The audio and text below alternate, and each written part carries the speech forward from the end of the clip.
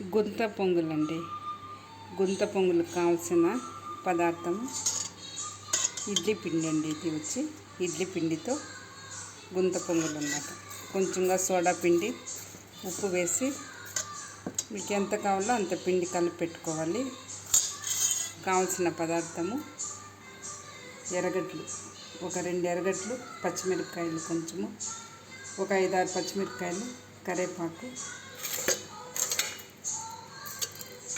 శనగకాయలు, ఉద్దిపాయలు కొద్దిగా, శనగగింజలు అండి. నేను శనగగింజలు కూడా వేస్తాను, మీ ఇష్టం అండి, వేస్తే వేయచ్చు, దాంట్లో లేదు, కానీ బాగుంటుంది తినడానికి.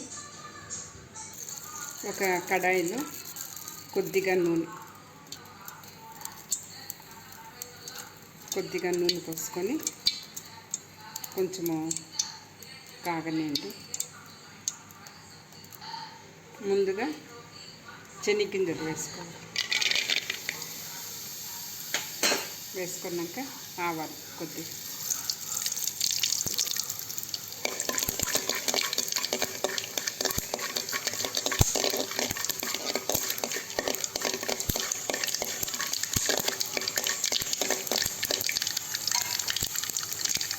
ఇప్పుడు ఈ శనగకాయలు ఉద్దిపాయలు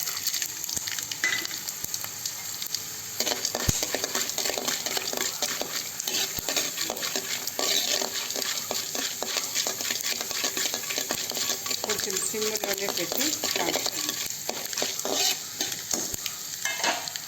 ఇప్పుడు ఆనియన్, పచ్చిమిరపకాయలు, కరివేపాకు ఇవి 3 వేసుకోండి. ఒకే 1 నిమిషం పాటండి.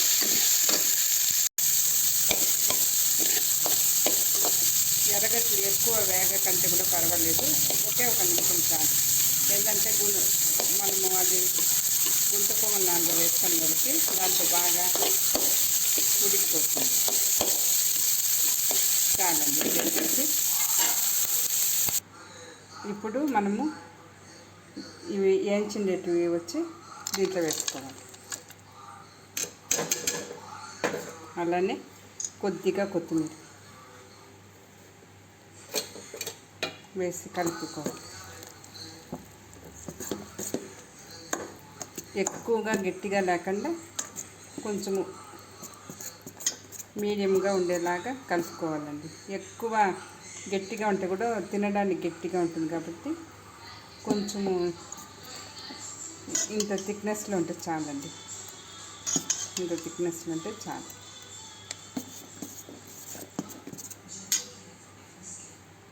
ఇప్పుడు ఈ పెనుములో వచ్చి ఆయిల్ పోసుకోవాలి. కొంచెం ఎక్కువగా పడుతుందండి ఆయిల్. ఒక 1/4 స్పూన్ పోస్తేనే అది బాగా ఉడికి ఎత్తేదానికి కూడా బాగుంటుందండి, తినడానికి బాగుంటుంది. కొద్దిగా ఆయిల్ వేసుకోండి.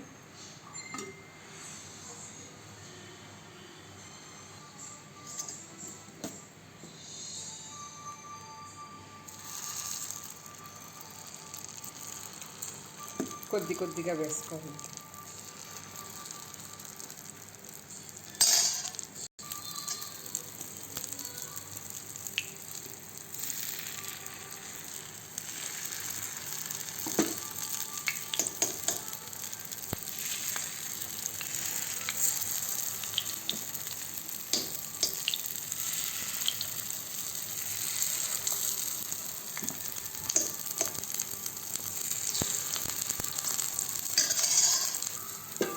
ఇప్పుడు మూత పెట్టాలండి. 1 నిమిషం పాటు మూత పెట్టుకోవాలి.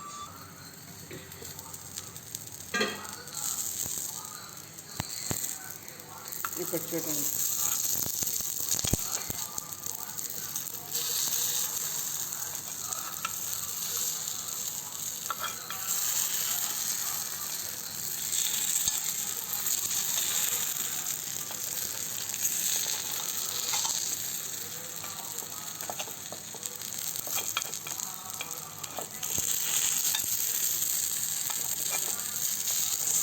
సిమ్లోనే పెట్టుకోవాలండి.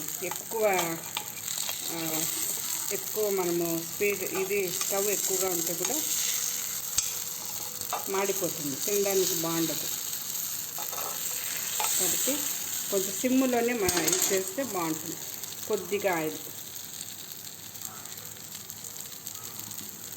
ఎందుకంటే వెనకాల కూడా ఉడకాలి కాబట్టి కొద్దిగా ఆయిల్ పోసుకోండి.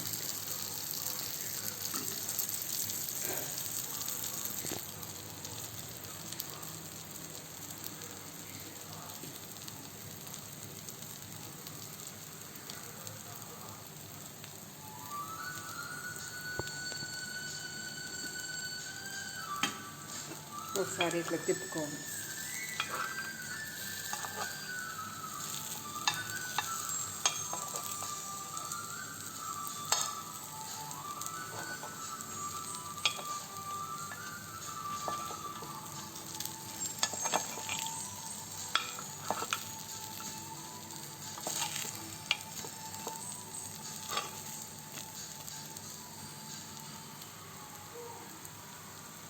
అంతే అండి, ఉడికిపోయింది.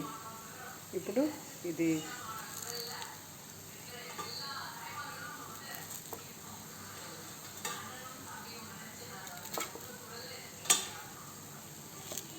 చూడండి, ఇట్లా బాగా ఉడికిపోతుంది. లోపలంతా మనం సిమ్లోనే పెట్టి ఉడకపెట్టుకోవాలి. చూడండి, అంతే అండి, గుంత పొంగలు రెడీ. ఈ గుంత పొంగలికి తెల్లగడ్డ చట్నీ అండి. తెల్లగడ్డ కారము, ఉప్పు బాగా నైస్గా మిక్సీలో వేసి, మళ్ళీ నూనె పోసి, ఆవాలు, కరివేపాకు వేసి బాగా పచ్చవాసన పోయేంతవరకు వేయించి పెట్టుకోవాలి. ఇది ఇడ్లీకి, ఇట్లా వాటికి, బజ్జీలకి చాలా బాగుంటుందండి. మీరు ఒకసారి చేసి చూడండి, చాలా టేస్ట్గా ఉంటుంది, ఆరోగ్యంగా కూడా ఉంటుందండి. తెల్లగడ్డ చట్నీ డైలీ మనము కొద్దిగా తిన్నామనుకోండి మంచిదండి. ఒకసారి చేసి చూడండి ఎలా ఉండదని. ఇంకా నేను వత్సల్ బ్లాగ్లో ఎక్కువ వంటకాలు చేస్తున్నాను, ఒకసారి చూడండి, లైక్ చేయండి, సబ్స్క్రైబ్ చేయండి. థ్యాంక్స్ అండి చూసినందుకు.